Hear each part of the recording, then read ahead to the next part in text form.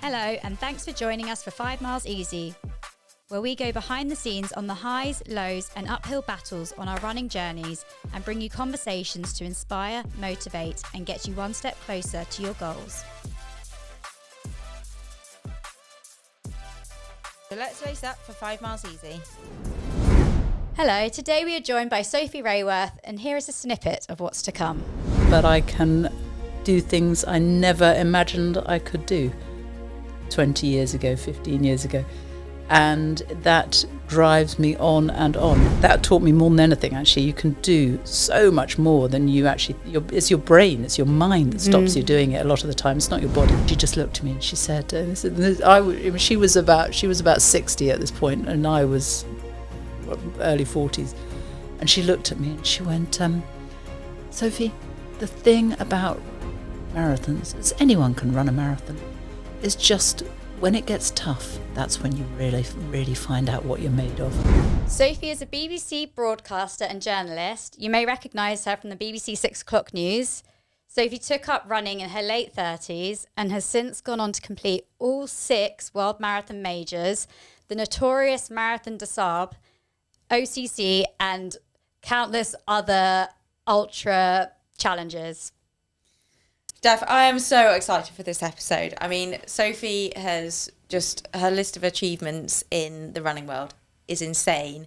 And what's more incredible is that it's literally only been since her, the last 15 years or so. Yeah. Took it up so late and, has still achieved so much. And I think I've known Sophie for a couple of years, and she just has this amazing... infectious enthusiasm and total love for running. She is a self-confessed running nut. Yeah. And it's awesome to be around and so inspiring. And she just has the most amazing mind. She really, for me, just encapsulates kind of a no limits mindset. She just goes out, does these insane challenges and doesn't seem to think twice about it. Yeah, I think it's going to be so inspiring for listeners just to hear about that mindset, and also at a time in her life where you might think you've reached your peak in running, but she's still going, she's still getting faster, she's still getting stronger, she's still setting goals. I just think that's so inspiring for everyone to hear if they are a bit older, but also for us where we're still at a time where we're trying to hit our peak as an athlete, but actually there's so many goals we can have for years to come. Yeah, I think it's just such a good lesson for everyone, really, whether you're, trying to hit new distances or new times. It's so much of it is just in your mind. And ultimately, I think we all limit ourselves. I know, 3-4 years ago, I would have never even dreamed of being on the elite start line. Like that's something someone else does. Mm-hmm. But actually, why can't you do it? Yeah. I think, and if obviously maybe you don't get there, but I think if you have the mindset of like, why can't I do it? Then you're going to achieve like way more than you ever think you could. Yeah. Do you think you had that mindset before achieving these things, or do you think it's now retrospective, telling yourself actually from all that time ago, I should have just had this no limits mindset, and then now you've gone on to achieve those things? I think I had it in other aspects of my life. Yeah. I think I've always been a hard worker, but it's almost come from a place of lack of confidence, I think, because I've sort of always thought I'm not naturally talented, so I've got to work a bit harder than everyone else. And that definitely came through in school and kind of my career. I'd always be like, right, okay, I've just got to work harder. Yeah. And then, why can't I achieve what I want to achieve? Yeah. I think in running it almost happened a little bit accidentally. There was definitely a period of time when I was like, where I do think I was limiting myself, and I was like, oh no, I couldn't, I can't get that. Someone else's thing. I never really thought I could be a pro runner until it happened. Yeah. But it definitely taught me a lesson. And as over the last 2 years, it's something I've worked on, I still have imposter syndrome all the time going into races, but I'm working on that and trying to feel a bit more like, actually, no, I do belong here and I can do it. And there's no reason that I can't achieve the times that I didn't think were possible 3 years ago. Yeah. I look back on some of the races that have gone really well for me. And when it's been a competitive race, the ones that have gone well is when I've told myself I belong here, like I belong at the front. It's not as if someone's in front of me. Okay, I'll let them be in front of me because they probably deserve to be there. So do I. So then you remove that barrier and on the limit, and just going in and be like, why can't I win? Yeah, exactly. Yeah. And I actually look back at those races where I have performed really well, and I've definitely had that mindset of like, well, I deserve it just as much as anyone else. Yeah, I also think that sort of plays off on your competitors around you, because if you go in with that confidence, and it's not, I think there's a big difference between, you don't have to be arrogant about it, but ultimately if you don't believe in yourself, well then how can anyone else believe in you? Mm-hmm. Yeah. And if you go in with a confidence and a self-belief that you should be there and you can win, well then other people are going to pick up on that as well. Yeah. And it can only play in your favour in racing. Yeah, for sure. I think we'll definitely get a lot of inspiration from Sophie's mindset in this. So let's get on with the show. Let's do it. This episode is sponsored by Puma Running, and we have a very special discount code for our 5 Miles Easy listeners.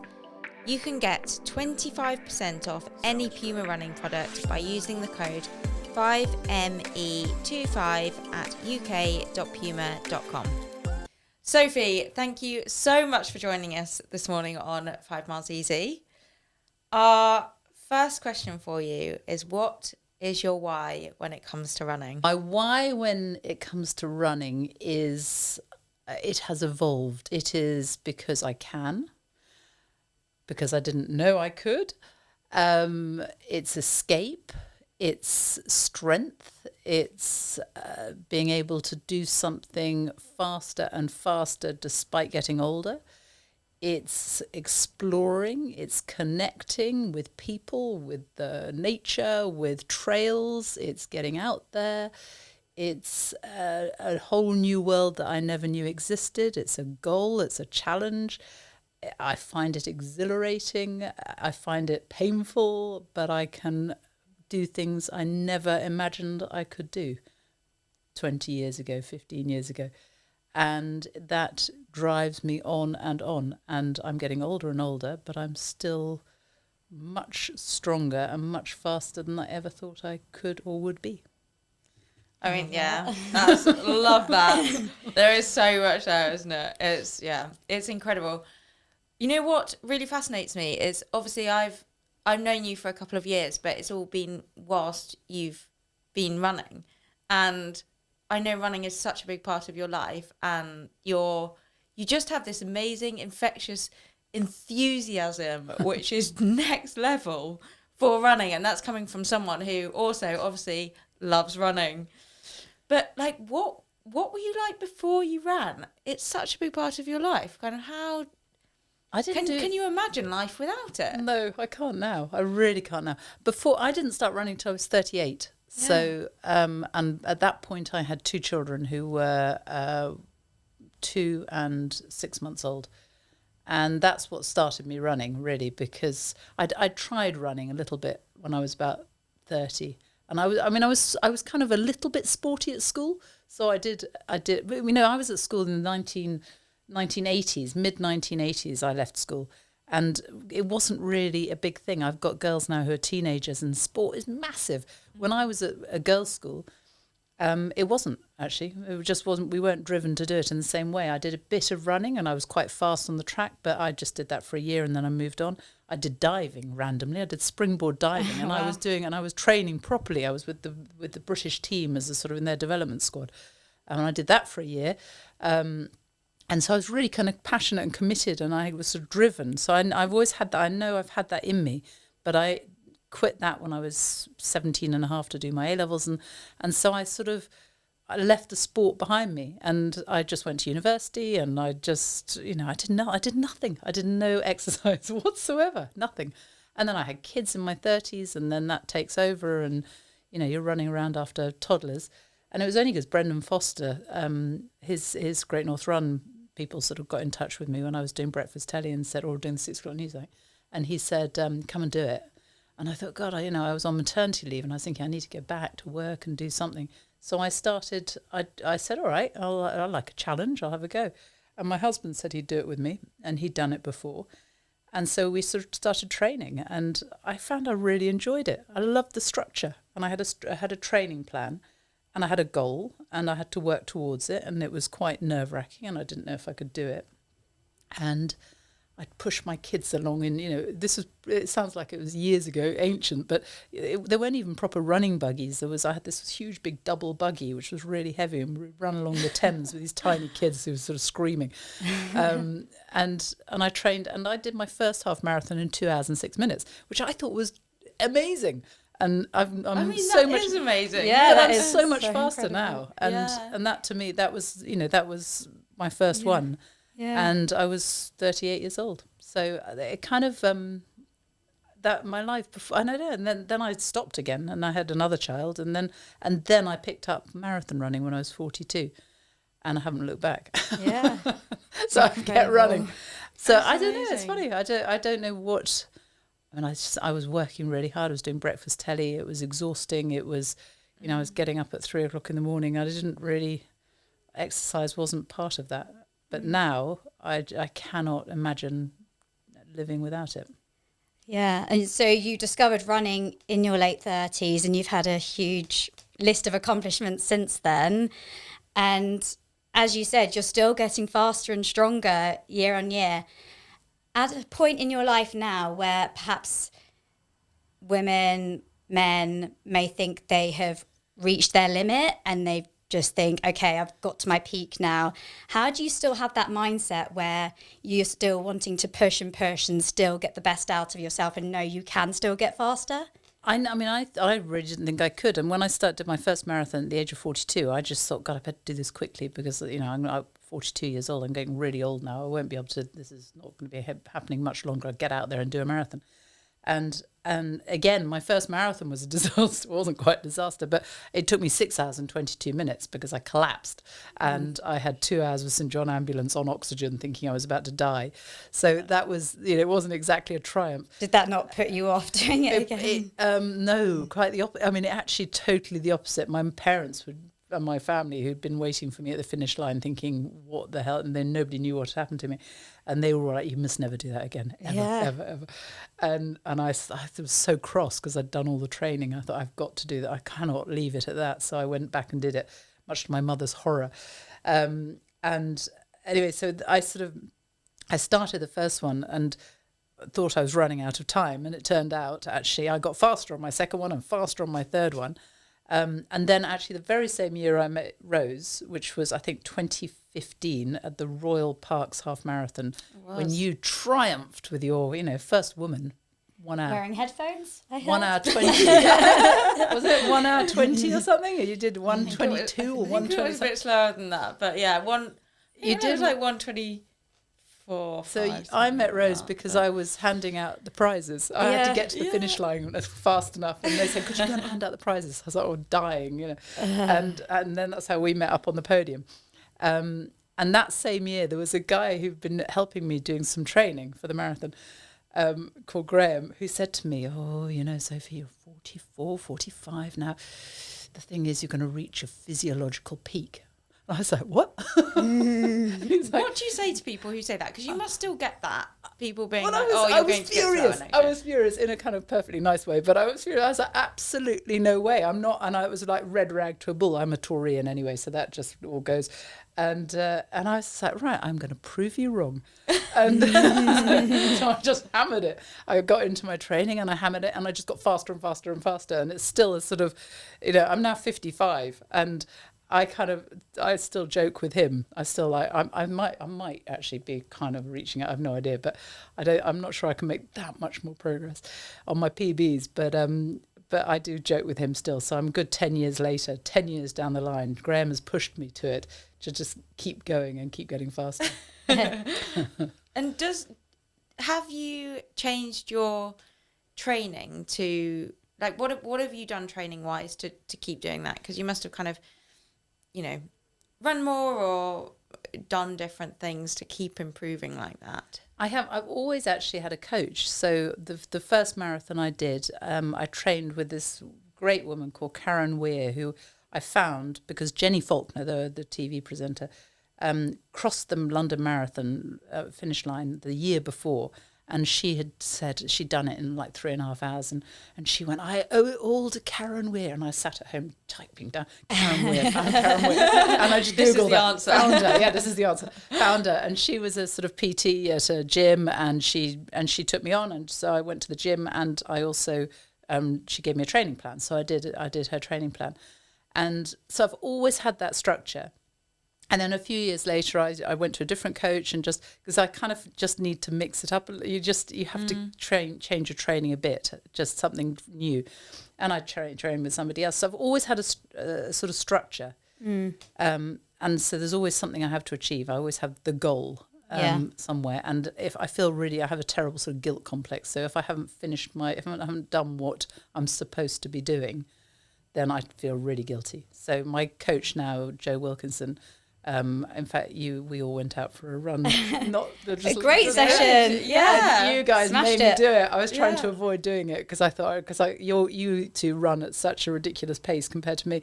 And I'm thinking, this is I can't talk and do this session. And you made me do it. Yes.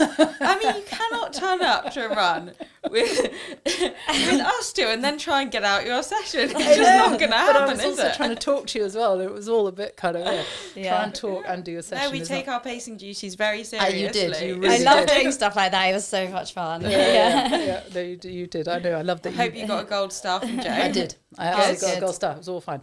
Yeah. So I think that's what I've just. And it's a lot of it. I've had the coach. I've had the training. I do the speed sessions. That's really important. But so much of it is about confidence as well. So much of it is just you learn that you can do it, don't you? So once you've broken that barrier. So once I broke the 4-hour marathon barrier, I thought fine, and then I broke the 3:45, and I broke the 3:30, and once I'd done that, it's sort of mentally you can do it. So I think so much of it is your the mental body side. actually. I mean, I went on and I've done marathon des Sables and ultras and much longer runs. And before I did the marathon des Sables, I really didn't think I could do that, and that's what that race taught me. And that's 150 miles across the desert, 6 marathons, 5 days, carrying all your own kit. I mean, it's insane. It's very extreme. Yeah. And I wanted to pull out, but at the end of it, I didn't think I'd get through 2 days, and I got through the whole thing, and we did really well actually. We were in the top third, and we were fine. But that taught me more than anything. Actually, you can do so much more than you actually. It's your brain, it's your mind that stops you doing it a lot of the time. It's not your body. So how has that mindset helped you in other areas of your life? Have you noticed that confidence in yourself? Yeah, no, it really. I mean, I think running gave me a massive amount of confidence actually, because even though I'm on television and I do this sort of, I sit in front of millions of people every day. I actually was not that confident in a sort of.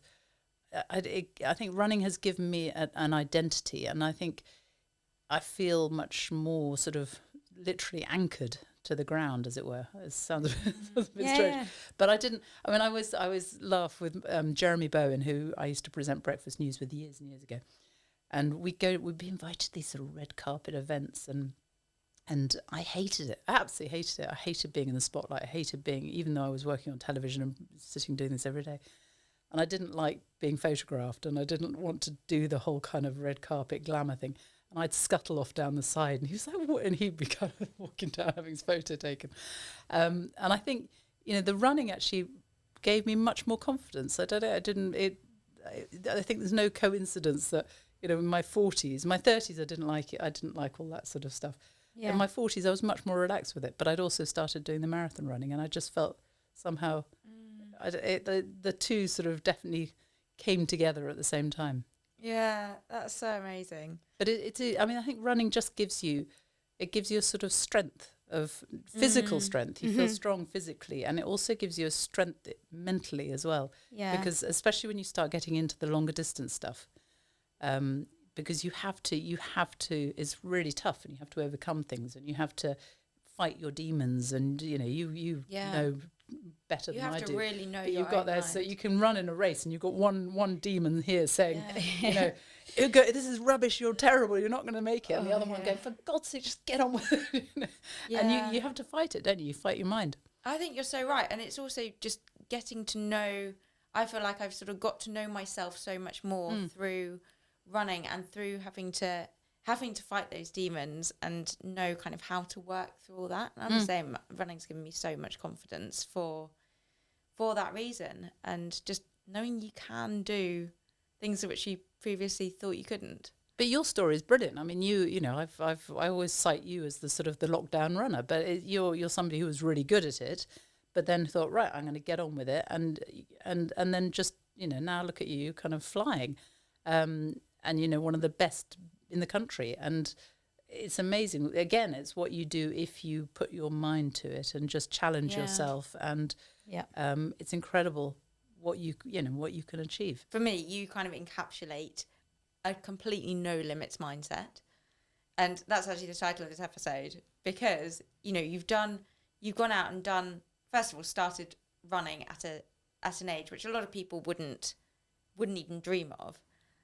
You know, if they haven't started running and done it through the whole lives, then like, I can't do it.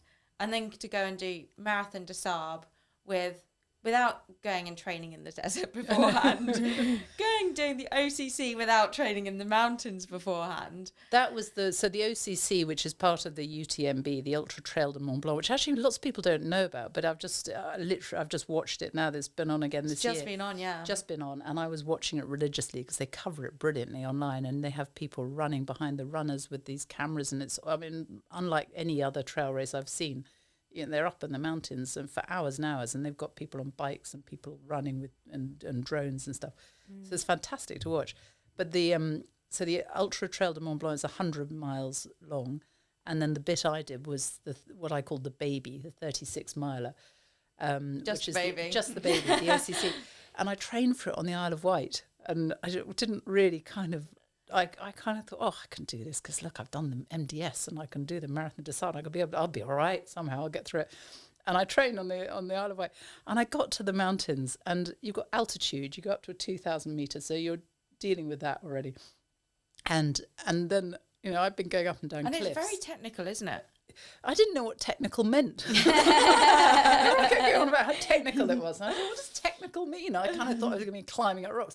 I mean, technical, basically, I think I now understand. It's just when you're jumping over rocks and yeah, you just got to focus. You've got technical, basically, but it is a real skill, isn't it? You mustn't stumble and fall over rocks, and it's all these. Yeah, I mean, there are lots of trails that you're going up and down these trails and paths and really steep downs and.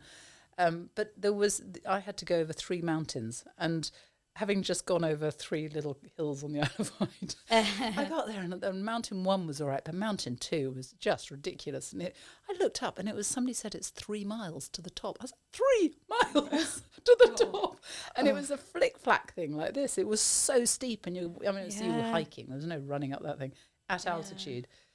So that took me 11 hours, 11 hours and 45 minutes. Wow. To do 36 miles. And did you at any point think, I can't do it? Or did you just go into it thinking, of course I can?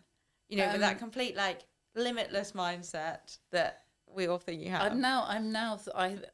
can do it. I know I can do it. It's whether I was going to be able to do it in the cutoff, because there was a cutoff. And there was the middle mountain, the 3 miler up, which was really steep. And I started feeling dizzy, and I felt a bit sick. I mean, there were people who were literally having to stop and people being sick. And I realised it was slightly more brutal than I thought it was going to be as I was going up. But there was not any way out. I had to do it. And then you kind of go along, and my mindset is terrible because I go up and I get there, and all right, I'm a bit behind what I thought I'd be, but anyway, I'm up at the top, and I've got to come down. And then there are these women who I pass, these British women who kind of, and they kind of go, oh, wow, you're going really well. And I'm thinking, okay, I'm not doing too bad. Okay. And then that sort of really spurs me on. Yeah. And then you have to keep going. It's just...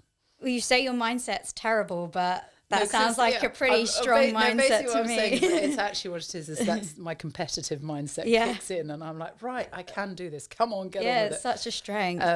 You just have to, But no, that was an amazing race. But the downs, oh my God, you think downhill's gonna be all right, but that was the hardest bit. Killed my quads. Yeah. You've almost got to train for the downhills, It was haven't worse you? than the uphill. Actually, it was when I started going up on the final descent down into Chamonix, and you start going up a little. I was like, oh, a little hill, thank God, because my legs were killing me. And you just, going back to the technicality of the course, you can't afford to have jelly legs at the end, can you? It's really rocky on the way down. It is, and you're kind of coming around things. And I remember there's a tree where you got to literally hold on to it and swing round almost because it's that sharp. How did you feel the day after? I could hardly walk, but then I had to go and crew my friend. I've got this wonderful friend who I met in London called Nuno, who's I used to be faster than him, and now I used to be faster than him, and now he's like this. I don't know. He's a sort of antelope, goat, mountain thing that just goes around doing the most unbelievable races. And he sounds like you pretty much. No, he's not. He's 50 though. He's just turned 50. I discovered the other day. But he's doing all these amazing. He's off to doing the Tour de Géant, which is like a 350 kilometers round the mountains for a whole 7 days. And I was like, what? But I had to, the day after the OCC, I had to go and crew him. So I had to get up in the middle of the night and go to drive to Courmayeur for 4 o'clock in the morning because he was doing the whole of the UTMB. Oh my God. So I wasn't able to feel sorry for myself, all stiff. I had to get out of bed and go and make sure he was okay. Wow. Are you going to do it again? The look in her face. No pressure. She knows I'm going to do it again. Of course I'm going to do it again. I hope if I can get in. It's quite hard to get in, but there's the OCC which I would like to do, I think, or I could even step up. So I might go to the CCC, which is I think it's about 70 miles. So it's the OCC with another whole bit attached onto it.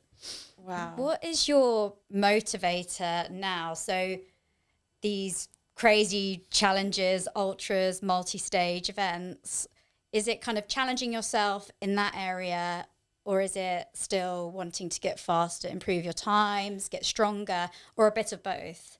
I think I'm sort of on the cusp now with the speed. I'm gonna next few months. I'm gonna go to Valencia, and I'll see. I think I'll see where I got my PB. So I did my fastest marathon, which was 3:27 and 2 seconds, which is really annoying because obviously I could otherwise say it's 3:26 and. I know that feeling after yesterday. Yes, I know. 2 seconds after. 2 seconds is annoying. So it's annoying, it's nothing, is it? It's nothing, but it's so much. Yeah. So I did that 20. When did I do that? 2019, I think. 2019 in Valencia. And so I'm going to go back this year and see what I can do if I train properly, because that's a great course. I really enjoyed that, and it was just flat and fast. Yeah. But I mean, the speed, the road marathon and speed thing there is a point at my age. I can't keep getting faster, so I probably will start tipping over the edge. How do you feel about that? Fine, because actually, that's a huge pressure. I mean, what you guys do, and the pressures and the times and the looking at your watch and having people chasing you down, which I obviously don't, but you do, and that's hard. I mean, it keeps you going, obviously, but it is really mentally, it's quite hard, isn't it? And so what I then go into is the longer form stuff. And I do love, I live in London, and I love getting out of the city. And I do most weekends, I go out in the city and go on the trails and go in the countryside and go on my own and, just be out there. And so I love the sort of exploration that I can do, the exploring I can do with running. Yeah. And, going up mountains and going across deserts. And my great friend Susie Chan, who, like me, started late in life running and is now a Peloton instructor and, turned her life around doing running. She drags me out here, there and everywhere and wants me to go off and do some ultra in Costa Rica. Massive humidity, that's all I can think about. But, I've just been all over the world. I've been to see the world. But that's what it is. If you go anywhere now, I'm sure you go to any city or go on holiday, you do anything. I always take my running shoes. Yeah. It's a great way to explore. You Yeah. see so much more when you're running than if you walk around. Totally. So You see a whole. I always think when I go on holiday with my family and I take my running shoes, and my husband can't run anymore so much because he hurt his foot doing marathons and he plays squash all the time, so he doesn't want to ruin it even more. yeah. But I'm the only one who runs, and I go off and I kind of see a whole different side of the place we're in to my family. Yeah. And I think that's what running is, all the time for me. It's just you go, I get my ordnance survey map out. I've got it, the OS app. If you haven't, have you got that? I do, yeah, it's great. Love it. I love the OS app. So you get the OS app, and then you put it on you plot your little route. You can go anywhere in the country, and you can plot a route, a circular route, and I download it onto my watch. My watch beeps left, right, and so I can go and explore anywhere. And you just see things you'd never have seen if you weren't for the fact you've got your running shoes with you. Yeah, and getting onto the trails and off the beaten path. Yeah, Yeah. it is amazing. How do you, obviously you've got a very busy job alongside all of this, all the training, all the incredible adventures. How on earth do you fit it in? That's what I want to know. What does a day in the life of Sophie actually look like? Take us through it. Well, today I got up at 7. I went to the gym. That's my new thing. I go to the gym now. I've finally realised I have to do strength training, but I'm actually really enjoying that. So I go to the gym 3 times a week for an hour, and then I have to walk the dog. Then I'm here. Then I've got to go and do the shopping, and then I go to work for lunchtime. And I'm just doing the 6 o'clock news today, so I will be at work at lunchtime, and I will be there until 7, just after 7. Then I either go out or come home and make dinner. So I'm lucky in that I have my mornings are pretty much, well, they're not free, but I don't have to be at work until lunchtime. That's when you get all your running in. So I get my running in the morning, or the gym, or whatever it is. I mean, I do have other stuff that I have to do, and next week I'm going off and filming, and it is, so it's not always like that. And when it gets really tight and I've got too much on, or I've got other things that I have to do alongside stuff at work, I'll run to work. So if I have to do a 6-mile run, I'll just run to work, or run the long way around, or I run home, or anything. I just fit it around like that. But you make sure it fits in somehow. I have to do it because I have this training plan that goes, if I don't do it, it goes red. I just really don't like it. And it makes your day at work so much more enjoyable when you know you've done your training in the morning. But you have to fit it in there, otherwise it's really stressful if you don't do it. Yeah. But do you fit it in because of the training plan, or do you need to run to feel good at work and to? Because for me, if I don't run, I feel terrible and I'm unproductive. Yeah, no, I need to do something. Yeah, absolutely. Yeah, I need to. I mean, I think it just clears your head, doesn't it? Yeah. Do you run with music and stuff? I don't ever run with anything. I just kind of free my Bit of everything, yeah. Good podcast. I don't do anything. I just Really? always, quite Malese. Yeah, always Subtle plug. Listening to yourself on the listen ride. to yourself talking. I don't do that. I don't listen to myself. So, what's next? What is next? I don't know what's next. Well, actually, no, I do know what's next. What's next? I'm kind of thinking I'm going to train for Valencia. I'm going to do the Great South Run. I'm going to train for Valencia, see how that goes. So that's all focusing on really. Those are the quick ones. Yeah, there's a Great sort of South Run is time. quick, Yeah. isn't it? Yeah. I'm the one thing I'm slightly getting because I've been doing marathon running now for 12 years, I think. Is it 12 years? And what I do find slightly in the whole training plan thing is those runs that take you about 2 hours and take me about 4, the long ones, when you have to go out and do 18 miles on a Sunday morning, and that I'm getting slightly I think I was hit by the fact, because of the Good for Age thing at the London Marathon, I automatically get a place because I'm fast enough that I do, and it always feels like a real privilege to be able to run it. Mm-hmm. So I accept my Good for Age, or I get my Good for Age place, and then I feel like I have to run it, and because the marathon was back to back virtually, it was sort of 6 months apart, wasn't it, last year? Yeah. So I just feel like I'm doing interminable marathon training. And so that I'm slightly I quite like to free myself from that a little bit.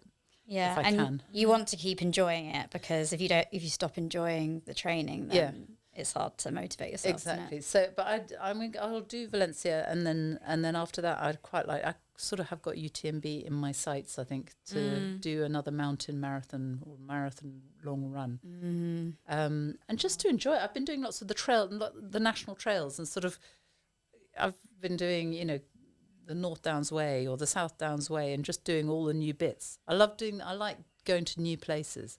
Yeah, again, just such an amazing way of discovering places and seeing the country and the world. I've been running around the Isle of Wight. I go there quite a lot, so I go on the trails there, which are I mean, the Isle of Wight is an amazing place to run. It's not flat. That coastal path all around the Alps. Oh, it's really hilly. Yeah, nothing flat. No. Yeah.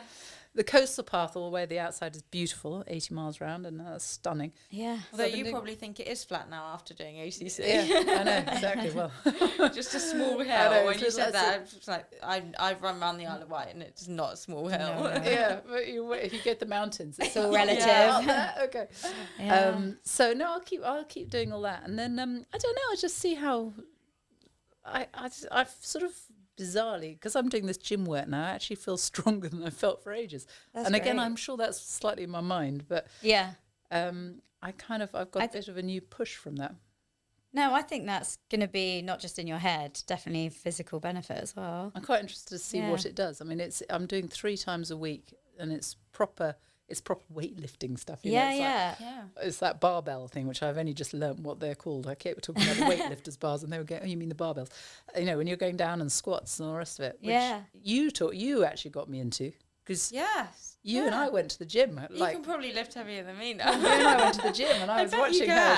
I was thinking, well, I'm going to train like Rose does. She's like a sort of proper I didn't know you were a strength inspo in the gym. Oh, yeah. Wow, who knew? So, and yes, the ironic thing is, I think you are definitely going to the gym more than me now. So I'm going 3 times. Well done. Yeah, that's very good, and that will be so now good you're the strength inspo. Yeah, for all the hills and everything. Yeah, I am noticing the difference in that already. And great for bone density and everything. Apparently it's very. And again, good. Another thing, I think a lot of people, especially coming into a later age, are really put off and intimidated by, and are a bit. I think if you haven't done a lot in the gym before, it is a bit of an intimidating place to go and lift weights. So I wouldn't know I wouldn't have known. I mean, I've only started. I did it 2 months ago, 3 months ago, and I would not have known what to do. And I went on this sort of 6-week trial testing thing, and it gives you massive confidence. I go to this gym where they do sort of small classes, so I'm not going in on my own. Yeah. And I need to know. I need people to tell me what to do, because it's a bit like having the coach. If I'm not told, you have to go and do this, I won't do it. I'll just I'll go and have a coffee or something. Oh yeah, I feel the same. I need the structure. Yeah. I went out in the summer. I walked into a gym that I'd never been to, and there were all these huge men lifting stuff, and I actually thought, God, I don't feel intimidated by this. First time, it doesn't bother me at all. I know I can lift this stuff. And, you can do it. It's amazing. But you were talking about no limits, and the thing that people do say to me the whole time, lots of people come up to me in the street or talk to me online, and they're always saying, oh, it's amazing you're still running, or you're running, and I wish I had been able to do it, but I'm too old. And I go, how old are you? And they go, 46. And I'm like, well, actually I'm a bit older than that, and you definitely can do it. And I think that is the one thing I would say about running for people who don't do it, I mean, again, it's all in the mind. A lot of it is in the mind.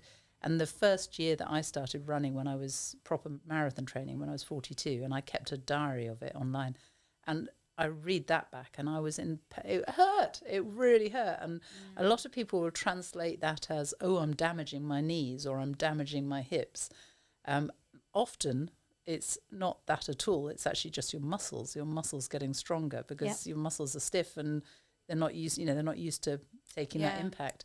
And after the first sort of few months of doing it, and now I can do runs that then I wouldn't have walked for a week, but now I don't notice it. And you know what that's like. You go and run I think ridiculously fast, and then you're fine the next day. But your body does adapt to it, doesn't it? And I think it's also just, as you say, recognising that pain isn't it's not a bad thing. It's just you've used your muscles, especially if you haven't really used them that much before or that muscle group before. It's going to feel a bit sore, but it's not a bad thing.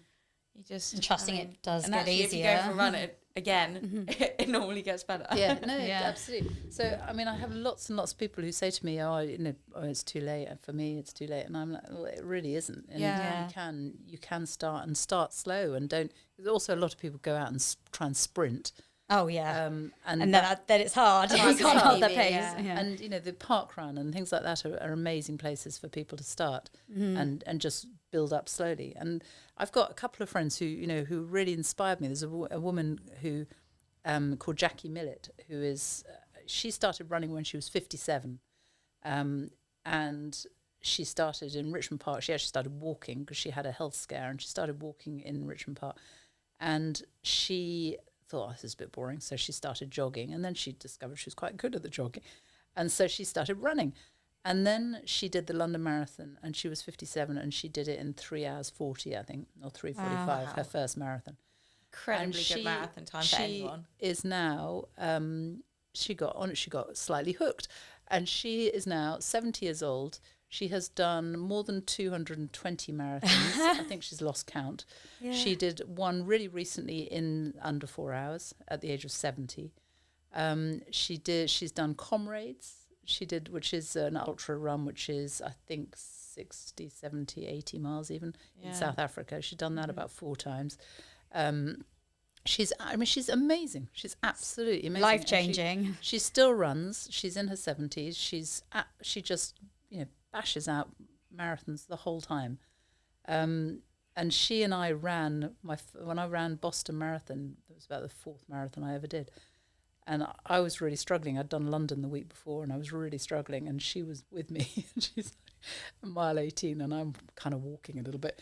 And she just looked at me and she said, she was about 60 at this point, and I was early 40s. And she looked at me and she went, Sophie, the thing about marathons is anyone can run a marathon. It's just when it gets tough, that's when you really, really find out what you're made of. I'm a 60-something-year-old woman who's absolutely fine and jogging ahead and waiting for me. And I'm like, oh my God, I'm like 15 years younger than her. I can't do this. And I've actually got to do this. And she got me across the finish line. But she's amazing. Amazing. And I always think of Jackie now. Every time I think, am I getting too old? I'm not. No, gosh, she's still doing 4-hour marathons, and she's 70. So it's incredible.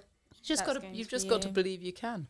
Yeah, I think that's going to inspire so many people listening as well. Like, even for me, just knowing how long I've got left that I can run and enjoy it. And then like, oh my gosh, I'll be running till I'm 90. But but people are now. And then there's a woman who I run with who is local called Alice, and she's unbelievable. She's a year older than me. She's my nemesis. And she is a year older than me, and she's 56 years old. Park run time, 20 minutes, easy. I'm like, what? She goes under 20 minutes, no problem at all. And she's done the London Marathon sub 3 hours twice now in the last 2 years.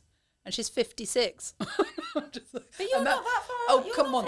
I am on my full half hour. That's quite a long. I'm not going to be doing a sub 3 hour marathon. I think I'll that is my limit. That's not going to be happening. No limits. No limits. I love you, no limits. Even no way. Even I'm not going to challenge myself to that. But no, I think there are some. I think a lot of particularly women who didn't try it and haven't tried it and suddenly are coming through now. My coach Jo says she's got lots of women in the 40s and 50s, in their 40s and 50s, who kind of have had their kids and thought, okay, I'm going to do something for me, and have seen other women of their age doing it and are just doing amazing sub 3 marathons in their 50s. Yeah, so cool. It is very doable. Yeah. You just got to believe. You train. So you've spoken about some absolutely incredible achievements.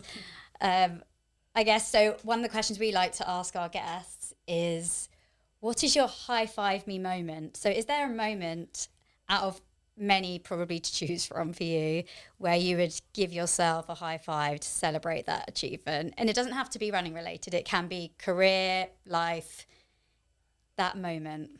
I think probably the two that come into mind immediately finishing the Marathon des Sables, which I thought I couldn't do. And I really thought I was going to pull out, but all these other people were coming with me and I couldn't pull out. And I cried when I finished that race. I hadn't told anyone I was doing it. And I kind of, I found that was a sort of, I kept it so quiet, and I remember because I just thought I can't fail. So, and then I finished I do across the line, and I was like, oh, I've done it, my God. Even the people I was with all week kept saying, do you believe you can do it now? I was like, not until I get to that finish line. So that definitely, and also and the mountain one, coming down off the OCC and doing that and getting under 12 hours, and which was longer than I thought it would take me, but I actually got in there and just going down that, for anyone who's seen the UTMB, they have the arch, it's really famous in Chamonix, huge crowds, and it was dark by the time I got back, which again I wasn't expecting, but I got through there and running down that last bit, even though I was overtaken by a man in a sombrero. I still high-five myself that. Oh, that's my massive. God, I've just climbed 3 mountain ranges and I've been training on the other way. But anyway, so yeah. Incredible. That's a very good high-five me moment. Yeah, I think.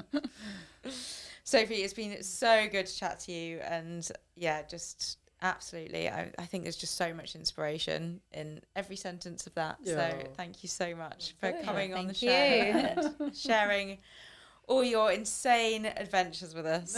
Well, hopefully there'll be and many if you need more. any more pacing, let us know. I'm definitely coming for more pacing, with the dogs. Yeah. Absolutely. Thanks for joining us for 5 Miles Easy. See you next time.